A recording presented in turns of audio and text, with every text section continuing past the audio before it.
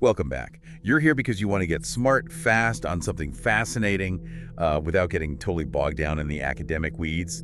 We get it. We definitely do. Today, we're doing a deep dive into, well, a real mystery. Kuldhara.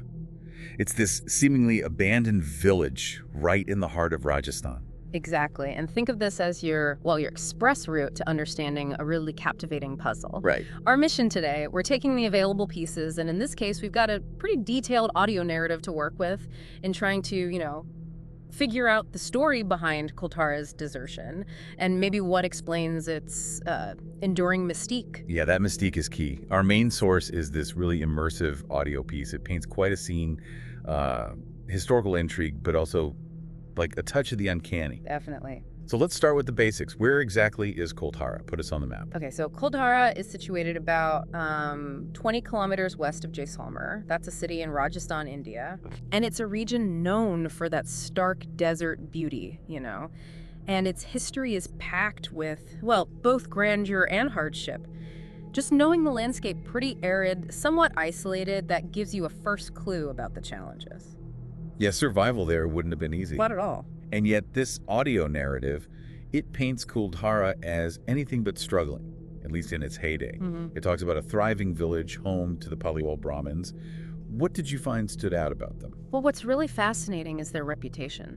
They were known as incredibly skilled agriculturalists, in a desert. Right. The narrative really emphasizes their water conservation techniques, which were apparently quite sophisticated, absolutely vital stuff for surviving, let alone prospering, in that climate. Wow. It suggests this deep, almost intuitive understanding of working with that challenging environment. You have to imagine the sheer ingenuity involved. It really does make you wonder what those techniques actually were to be that successful. The narrative also says it was a well-planned village, which suggests, organization, foresight. Yeah, definitely points to a structured community. So we have this picture.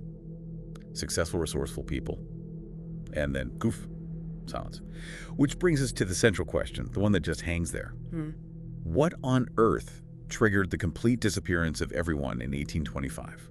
And the audio narrative, it really stresses how sudden and total it was. 1825, and it's like the entire population, we're talking over 1,500 people, just vanished overnight, basically. Just gone. And what makes the mystery even deeper is the complete lack of any obvious reason. I mean, no signs of a fight, no violence, no bodies were ever found. It's like they just evaporated. And the details shared in the audio, they're the things that really give you chills, right? Yeah. Cooking pots left mid-meal, personal stuff like jewelry just lying around, doors open. It paints this incredibly vivid picture of a moment just frozen. Like time stopped. Exactly.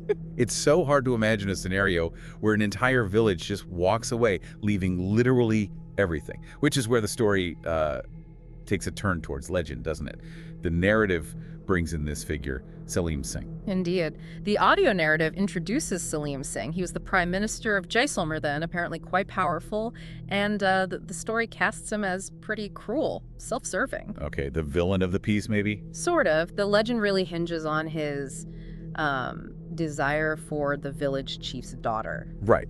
And the way it's told, Salim Singh wasn't exactly, asking politely for her hand in marriage. No, not according to the legend. It portrays him as basically demanding the daughter for himself. And when the village chief refused. Which you'd expect. Well, they refused, maybe citing tradition or just community disapproval. Salim Singh allegedly hit them with threats. Cripplingly high taxes, for one. Economic coercion, basically. Oof. And the threat of taking the daughter by force anyway. It paints this picture of a community really backed into a corner by someone powerful and, frankly, ruthless. So, faced with this impossible choice, the legend says the Paliwals chose something drastic.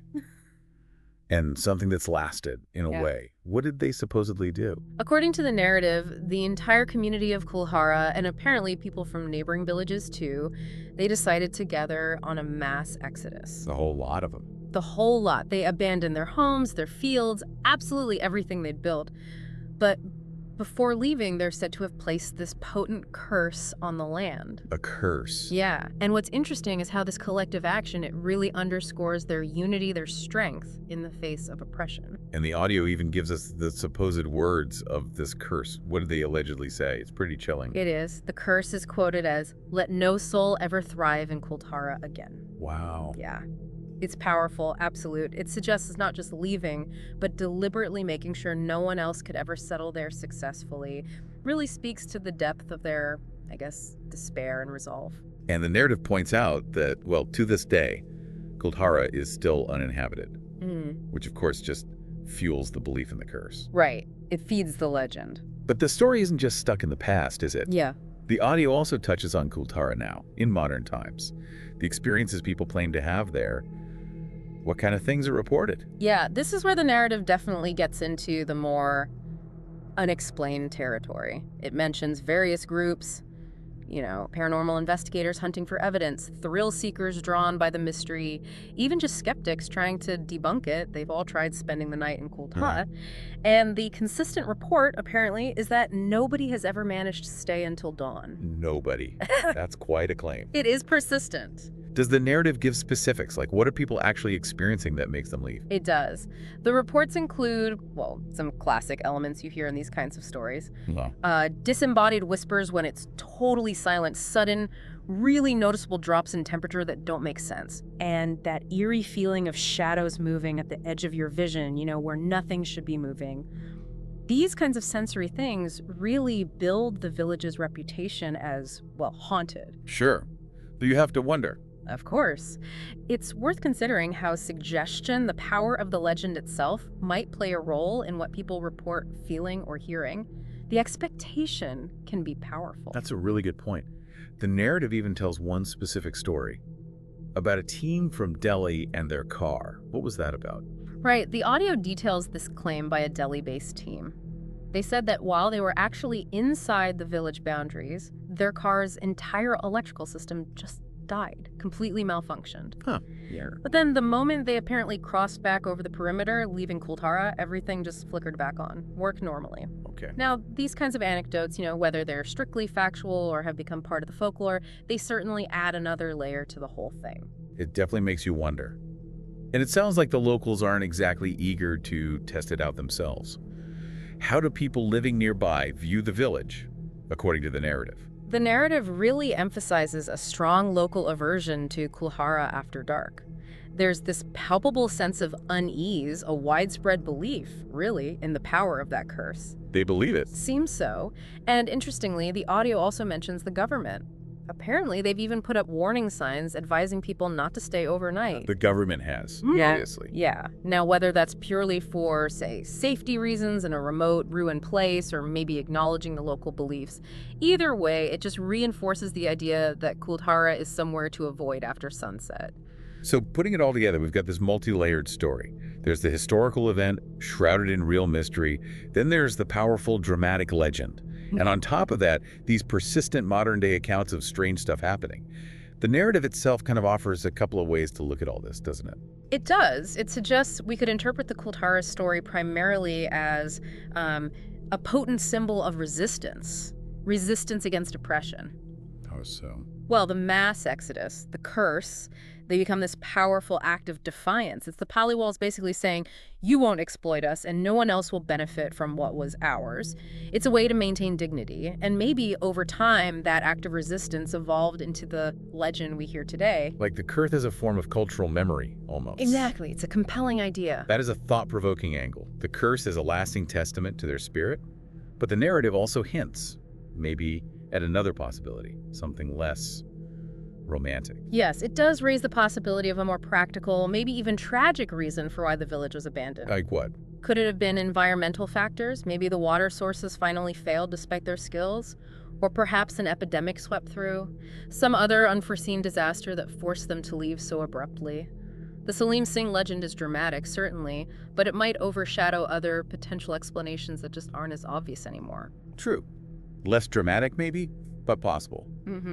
And regardless of the ultimate why, the fundamental fact, the undeniable thing the narrative keeps coming back to, is that Kuldhara was once vibrant, thriving, and then almost overnight, it just wasn't. It was empty.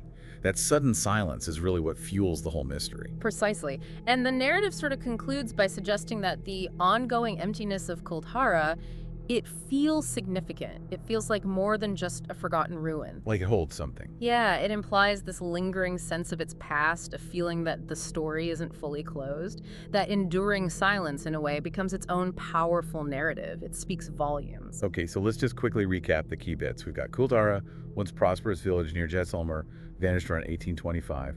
We've got the dramatic legend of Salim Singh, his cruel intentions, the Palawal's defiant mass departure, and that chilling curse they supposedly left behind. Right, and then layered on top, the modern accounts, the paranormal investigators, the failed overnight stays, the eerie experiences that keep the mystery alive and kicking today. So, for you listening, the real takeaway here is probably to think about how all these things interplay.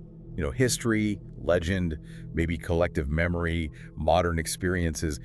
How do they all weave together to create this enduring enigma of Kuldhara? Is it fundamentally a story of human resistance, sort of etched into the landscape itself? Or does that deep silence hint at something?